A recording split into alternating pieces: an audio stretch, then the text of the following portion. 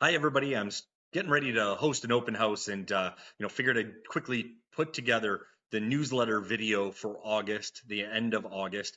And all I want to say is this right here is very fitting. So, welcome, because we have a very mixed bag of what we're seeing. Now, traditionally, August is one of the slower months that we see in the year. All the kids are getting ready to go back to school. Parents are not shopping. They're not looking to make a move in September or October. So, as a result, we see a slower month. And naturally, you'll see a lot of the month over month numbers are going to reflect that we have seen a decline in a lot of the market segments. Now, September and October, we traditionally see a little bit of a bump prior to heading into the winter months where it tapers off, being the slowest in December and starts picking back up in January again. So, reflected in Midland's numbers, with the month over month all being negative numbers, and the year over year actually in Midland is down quite a bit as well, seeing a drop in sales of 46% year over year. Penetanguishene, we have seen a lot of new listings come to the market in Penetang, especially month over month and year over year.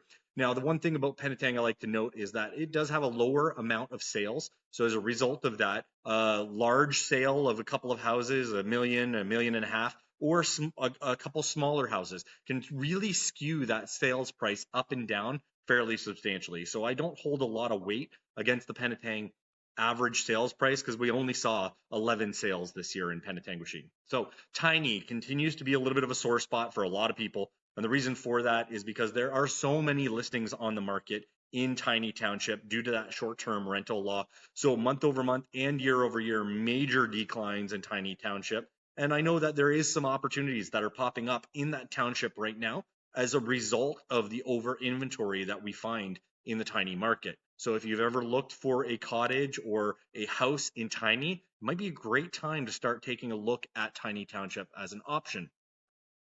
Tay is fairly stable price wise and has always kind of ridden around that $500,000 price point. But we have seen a decline in price, even with its 17 sales that it had this year. A big decrease from the previous year's sales, where we were at 23. So we have a 26% decrease in the number of sales in Tay, and that includes places like Victoria Harbor and Wabashine. Now in Barrie, Barrie has had more listings, more sales, but the days on market buyers are acting a little bit slower here. And we've also seen a continual decrease in prices in Barrie. So the prices have gone down 3% year over year on homes in Barrie. And that will also be reflected when we take a look at all of Simcoe County numbers. Collingwood has seen a continual since May decrease in the average sales price. So we've seen a massive decrease in the new listing sales, days on market, and on the sales price in Collingwood. And that's reflected in its really high inventories that we're seeing in places like Tiny, Collingwood, and Wasaga Beach.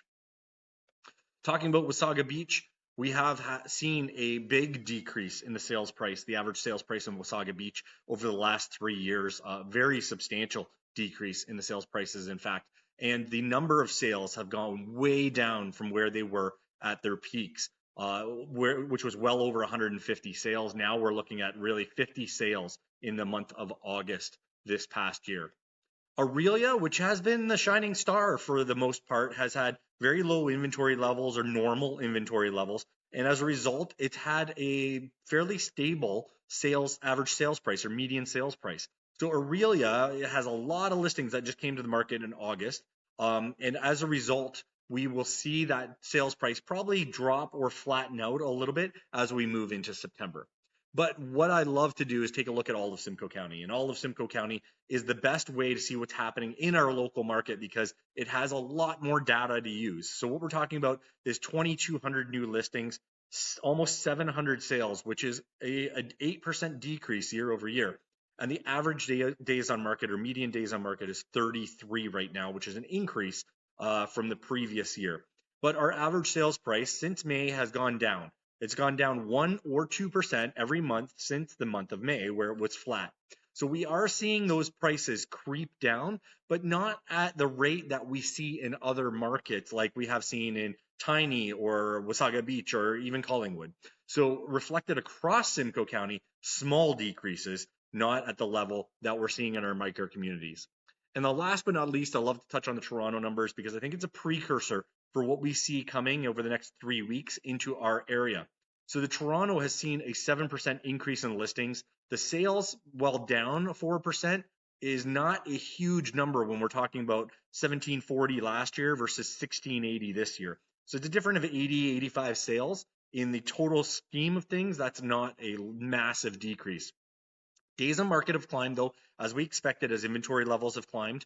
And months of inventory here is really what we're looking at. So what we're seeing in Toronto is the months of inventory climbing, but they're just over the balanced market. So it's into buyer's market territory now, which is 6 months plus of inventory, but a balanced market is between 4 and 6 months. So we've just gone over that threshold into the buyer's market. But as you can see, the median sales price month over month and year over year is right around that $820,000 mark. So we've not seen a change in the prices in Toronto. So as we move forward into September, what we can expect in Simcoe County is much more level market moving into 2026.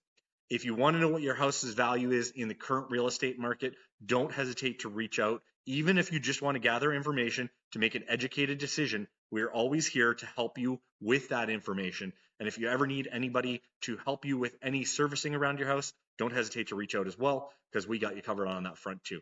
Have a great day, everybody.